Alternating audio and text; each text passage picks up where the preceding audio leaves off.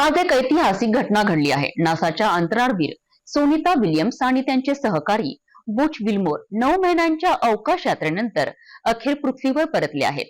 त्यांचा यशस्वी लँडिंग फ्लोरिडाच्या समुद्र किनाऱ्यावर झाला आहे। जाणून घेऊया या ऐतिहासिक क्षणाबद्दलची सर्व माहिती। सुनीता विल्यम्स आणि बुच विल्मोर यांचे अंतराळातल्या अनुभवाने अनेक नवा विक्रम प्रस्थापित केला आहे। त्यांचा अवकाश प्रवास 5 जून 2024 रोजी बोईंग स्टारलाइन्स क्रू कॅप्सूलमधून सुरू झाला होता, परंतु त्यावेळी तांत्रिक बिघाडामुळे त्यांना अंतराळ स्थानकात हस्तक्षेप करावा लागला।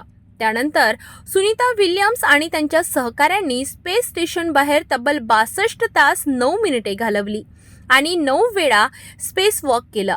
शिवाय त्यांनी 900 तासांहून अधिक वेळ दिला आणि 150 हून अधिक प्रयोगांचा हिस्सा म्हणून संशोधन कार्य केले।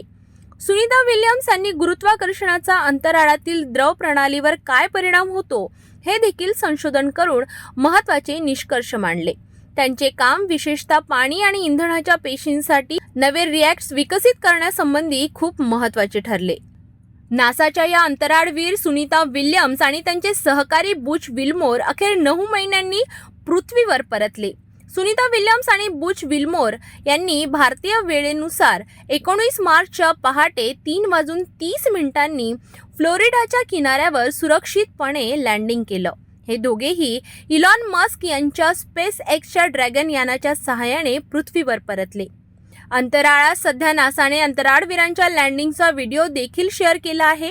सुनीता विल्यम्स आणि बुच विल्मोर यांच्यासोबत क्रू9चे इतर 2 अंतराळवीर निक हेग आणि अलेक्झांडर गोब्रुनोव्ह देखील पृथ्वीवर परतले। परतीचा आनंद सुनीता विल्यम्स यांनी व्यक्त केला।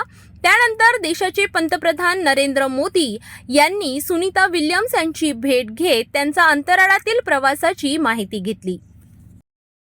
सुनीता विल्यम्स आणि त्यांच्या सहकाऱ्यांची अवकाशमधील प्रेरक यात्रा आपल्याला केवळ वैज्ञानिक नोंदीच नाही, तर मानवतेच्या प्रगतीचे एक मोठे उदाहरण दाखवते आहे। त्यांच्या कामामुळे अंतराळ संशोधनाच्या क्षेत्रात एक नवा अध्याय लिहिला गेला आहे।